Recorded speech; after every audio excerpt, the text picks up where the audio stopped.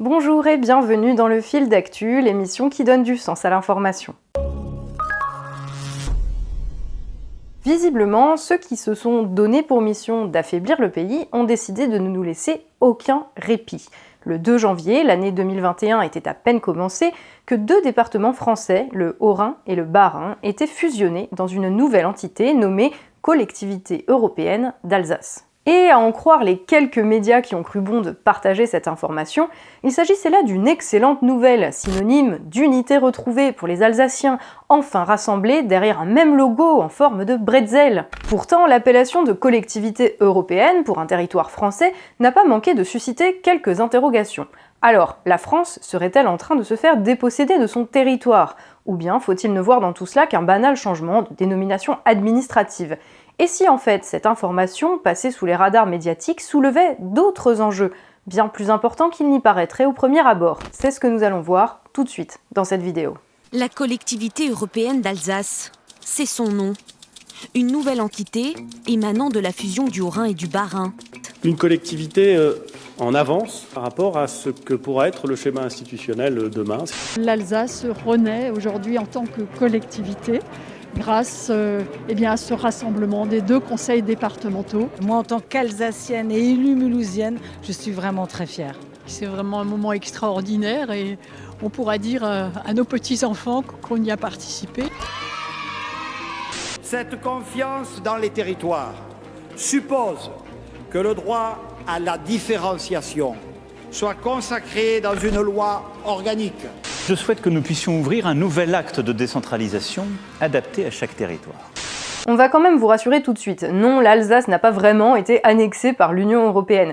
À entendre les mots « collectivité européenne », on aurait pourtant été en droit de se poser la question. Et pourtant, cette transformation ne doit pas pour autant être prise à la légère. Tout simplement parce qu'elle préfigure une réforme globale du fonctionnement administratif français qui pourrait très prochainement dégrader encore un peu plus l'accès des Français aux services essentiels, voire briser le principe d'égalité devant la loi, le tout en réveillant des tensions régionalistes pourtant profondément enfouies. Alors, la collectivité européenne d'Alsace, ou CEA, c'est quoi ? Comme on l'a dit, il s'agit de la fusion de deux départements en une seule entité. Pas vraiment une région, puisque la CEA fera toujours partie de la région Grand Est, mais plus qu'un simple département, puisqu'elle bénéficiera de compétences étendues, notamment sur le tourisme, la coopération transfrontalière avec l'Allemagne, ou encore la gestion des axes routiers. Bref, on est ici dans l'expérimentation administrative, une expérimentation préfigurant le contenu de la prochaine loi de décentralisation qui sera présentée en Conseil des ministres dès la fin du mois. Et là, on serait tenté de se dire qu'au final, tout cela n'est pas très important. Après tout, il y a assez de galères comme ça au quotidien pour s'intéresser en plus au découpage administratif du pays. Sauf qu'en réalité, en octroyant aux collectivités locales de nouvelles compétences à la carte, la réforme initiée par le gouvernement aura des conséquences bien concrètes pour toute la population. Pour le comprendre, il faut revenir sur une notion au cœur des politiques françaises depuis plusieurs décennies, et dont d'ailleurs la mise en œuvre de la prochaine étape fait partie de la feuille de route donnée par Emmanuel Macron au gouvernement Castex, la décentralisation. Commençons par un petit rappel historique. Là où d'autres nations se sont construites sur le regroupement et la fédération de territoires autonomes, la France, elle, s'est historiquement développée autour d'un État fort et centralisé. Quand on parle de centralisme à la française, on pense souvent aux structures héritées de la Révolution ou de Napoléon Bonaparte. Mais en réalité, dès la fin du XIIe siècle, le roi Philippe Auguste s'employait à renforcer l'État central au détriment du système féodal. Autant dire qu'en France, le centralisme ne date pas d'hier et est intimement lié à notre culture politique. Et on va le dire clairement, un État unitaire avec une administration centralisée, ça a des avantages. À commencer par celui d'assurer l'égalité des citoyens devant la loi et devant l'impôt sur l'ensemble du territoire national. Mais le centralisme, c'est aussi la garantie, normalement, d'une certaine efficacité administrative, les règles étant édictées par une autorité unique, concentrant d'importants moyens, et non par des dizaines, voire des centaines d'entités locales, animées par des visions politiques différentes, et parfois porteuses d'intérêts contradictoires. D'ailleurs, ce n'est pas un hasard si, quand la crise du Covid a atteint l'Europe, des pays comme l'Espagne, l'Allemagne ou l'Italie, laissant traditionnellement beaucoup d'autonomie à leurs collectivités locales, ont fait le choix de renforcer l'action de leur État central, plus à même de gérer la crise et d'organiser une réponse unitaire. Pour autant, le centralisme n'est bien sûr pas exempt de défauts. Ce n'est pas pour rien si quand on en parle, nous viennent les images d'une bureaucratie parisienne imposante et aveugle aux réalités du terrain. c'est qu'une administration centralisée, totalement concentrée dans quelques lieux de pouvoir, peut rapidement mener à une telle dérive. D'où la nécessité de s'en prémunir, déjà en déconcentrant l'administration, en lui assurant un maillage couvrant l'ensemble du territoire, avec des agents de proximité permettant d'assurer le lien entre l'État et les citoyens, et de faire remonter leurs demandes. Mais aussi pour éviter que l'État ne se retrouve seul arbitre de nos vies, en développant une démocratie locale forte à l'échelon de proximité par excellence, soit l'échelon communal, dont la légitimité est toujours aujourd'hui l'une des plus reconnues par les Français. Mais en France, c'est un tout autre choix qui a été fait avec le transfert à partir des années 1980 de certaines compétences de l'État à des collectivités locales. C'est ce qu'on a appelé la décentralisation. Un autre choix, car loin de répondre aux demandes légitimes à plus de démocratie et de proximité, on a en réalité utilisé ces aspirations comme des prétextes pour multiplier les structures intermédiaires, des régions aux communautés d'agglomération, et jusqu'à cette collectivité européenne d'Alsace dont personne ne perçoit l'intérêt réel. Dès son arrivée au pouvoir, la gauche s'attaque au chantier de la décentralisation. Les lois de fer rompent avec près de 200 ans de centralisme en France. 20 ans plus tard, la décentralisation est aussi l'une des priorités du Premier ministre. L'État doit désormais agir de façon différenciée, en tenant compte justement de ces réalités territoriales.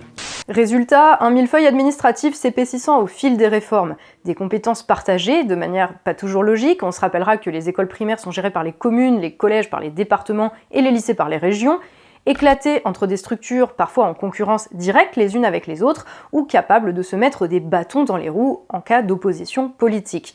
Pour le grand public, une multiplication des acteurs, dont on ne sait jamais vers lequel se tourner, faute de savoir exactement qui fait quoi, des coûts de fonctionnement qui se chevauchent, et des sommes englouties dans la communication de structures restant largement méconnues, et dont l'élection des dirigeants provoque systématiquement des records d'abstention. En bref, une décentralisation synonyme de toujours plus de bureaucratie, à l'opposé de la promesse de départ.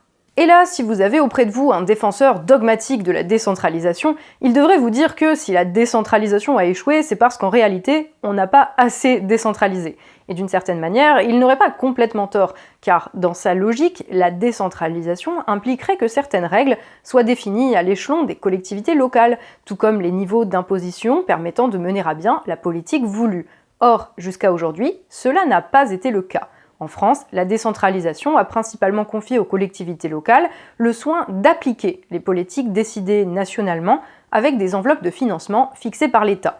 Et souvent, comme conséquence, de cumuler le pire des deux systèmes avec des règles édictées par une entité et appliquées par une autre, donc de plus en plus déconnectées du réel.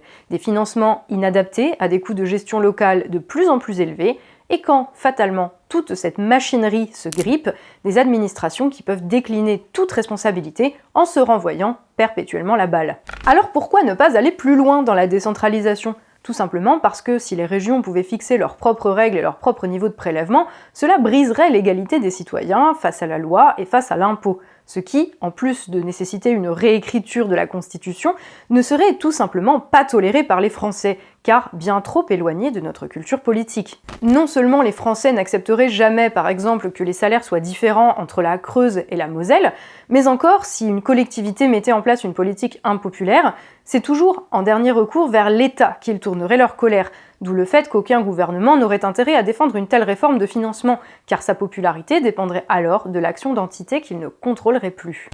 Et tout cela nous ramène à la collectivité d'Alsace. Certes, en la mettant en œuvre, le gouvernement n'a pas commis l'erreur de sauter le pas de l'autonomie fiscale. En revanche, il vient, mine de rien et sous couvert de simplification, d'ajouter une nouvelle couche intermédiaire au millefeuille administratif. Les Alsaciens ont-ils gagné en proximité ? Non. En fait, c'est même l'inverse, puisque ce qui leur tient lieu de département est aujourd'hui 2 fois plus étendu géographiquement qu'avant. En revanche, il faut désormais compter sur un nouvel acteur avec de nouvelles compétences qu'il va mettre du temps à acquérir et en attendant des coûts de transfert supplémentaires. Et surtout une nouvelle entité qui, chose incroyable, ne possède aucun statut particulier. Tout simplement parce que le maître mot dans la mise en place de cette collectivité, maître mot qui sera au cœur de la nouvelle loi de décentralisation, c'est l'expérimentation. Pour faire simple, et de ce que l'on sait déjà de cette future loi dite 4D, dont on sera amené à vous reparler très vite, il ne s'agit pas simplement d'attribuer de nouvelles compétences aux collectivités locales existantes, mais bien de permettre à chacune de ces collectivités de choisir les compétences qu'elles souhaitent gérer ou non. En gros, un découpage administratif à la carte, où les routes nationales pourront être entretenues parfois par la région, parfois par l'agglomération, parfois même par une collectivité d'un type nouveau à l'image de la CEA, le tout en fonction des envies et des intérêts de chacun et des rapports de force qu'il aura réussi à construire avec les autres collectivités. D'ailleurs, à titre d'exemple, si la CEA gère désormais le réseau routier alsacien, il a déjà été annoncé qu'une part de celui-ci pourrait prochainement être réattribuée à l'agglomération strasbourgeoise, tandis que le président du nouveau conseil de la CEA n'a pas caché ses ambitions d'arracher à la région dont elle dépend des compétences liées à l'attractivité économique. Dès lors, on voit bien le danger derrière cette réforme en apparence anodine, celui déjà d'un schéma de fonctionnement national totalement incompréhensible, mais surtout celui d'une concurrence acharnée entre différentes entités locales, d'un jeu de monopoly permanent visant à s'accaparer ou à s'échanger des compétences en fonction de l'enveloppe financière associée et des enjeux économiques ou politiques du moment, tandis que les collectivités qui n'auront pas su tirer leur épingle du jeu péricliteront et que certains services pourtant essentiels seront fatalement délaissés. En d'autres termes, d'une France unifiée autour d'intérêts communs, au moins théoriques, se dessine une France des nouvelles féodalités, où des barons locaux pourront se livrer des guerres d'influence sur le dos des citoyens. Ça peut fragiliser la région si on a une région à 2 vitesses. Et ce qu'attendent les autres départements de cette région Grand Est et qui ont soutenu la démarche alsacienne, c'est que maintenant s'ouvrent des discussions avec l'État et le président de région pour élargir, en fonction des besoins de chacun, la plage des compétences qui vont être expérimentées et qu'ensuite il y a un bloc global de compétences qui fasse l'objet d'une expérimentation sur tous les départements du Grand Est. Si on a plein de super départements, ça risque pas de mettre en concurrence Mais pas du tout. Mais la région est justement là pour apporter du ferment, pour dynamiser l'ensemble de ces territoires. Et le pire là-dedans, c'est peut-être le prétexte utilisé pour justifier cette réforme, le droit à la différenciation selon de prétendues spécificités territoriales. Alors certes, au-delà de son unité administrative, la France est diverse, et chaque région a son histoire, ses spécialités, ses particularités, voire sa langue. Pour autant, on a beau chercher, on voit mal quelle spécificité territoriale pourrait justifier la nécessité que, dans les Alpes-Maritimes, les routes nationales soient gérées par l'agglomération niçoise, là où elles seront gérées par la région Hauts-de-France à Dunkerque. En revanche, cet argument du droit à la différenciation risque de donner une nouvelle vigueur à tous les mouvements indépendantistes régionaux, alors même que ces questions, très peu présentes en France, ont mené ces dernières années certains de nos voisins européens au bord de la guerre civile. Un comble pour un président qui prétend lutter contre les séparatismes. Au final, ce que l'apparition de cette collectivité européenne d'Alsace préfigure, c'est donc bien une complexification et une bureaucratisation à outrance de notre pays, sous couvert d'expérimentation, de droit à la différence et de démocratie. Une bureaucratisation qui se fera sur le dos des citoyens français, avec un service public dégradé et des coûts de fonctionnement nouveaux. Derrière les beaux discours, c'est encore une fois l'État que l'on va affaiblir et sa capacité à intervenir sur l'ensemble du territoire de manière efficace et coordonnée. Pourtant, si la crise du Covid a bien montré quelque chose, c'est la nécessité de reconstruire cette capacité. Encore une fois, on va donc à rebours de tout ce qu'il faudrait faire aujourd'hui, pavant ainsi la voie à de nouveaux fiascos dont on pourra ensuite, fort heureusement, se dédouaner sur les autres échelons de la bureaucratie. Voilà, le fil d'actu, c'est tout pour aujourd'hui. Nous sommes bien entendu très heureux de vous retrouver pour cette nouvelle année 2021, qu'on vous souhaite la meilleure possible. Pour cette rentrée, on aurait bien sûr pu vous parler de la politique vaccinale du gouvernement, mais au final, on s'est dit qu'il était important de décrypter cette information très peu évoquée dans les médias et de vous montrer qu'alors même que le pays est en proie à des dysfonctionnements massifs, la politique qui a mené à ces dysfonctionnements, elle, continue d'être mise en place et ignore les mesures de confinement. On espère que cette vidéo vous aura été utile et vous aura donné à voir des questions qui seront au cœur de l'actualité ces prochains mois, la décentralisation étant l'une des missions principales données par Emmanuel Macron au gouvernement Castex, qui a bien l'intention de la mener à son terme, malgré la crise du Covid et l'évidente nécessité de reconstruire un État stratège.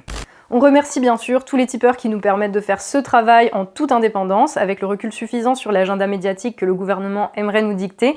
Vous le savez, c'est vous, et uniquement vous, qui financez le fil d'actu par vos soutiens réguliers sur notre page Tipeee, en lien en description de la vidéo. Ce financement par la base nous permet de ne dépendre d'aucun financeur et de choisir librement tant les sujets qu'on traite que la manière dont on les traite. Et ça, aujourd'hui, c'est plus précieux que jamais, parce que cela nous permet d'être parmi les seuls à parler encore des grandes décisions qui ont un impact tant sur nos vies que sur l'organisation de la société. Ça nous permet d'exposer les grands enjeux et d'esquisser des solutions, là où trop souvent les médias se contentent soit de rester à la surface des choses, et au final de ne rien dire d'intéressant, soit de sombrer dans des polémiques stériles visant à diviser les Français sur des postures morales qui ne permettent en rien de comprendre le monde.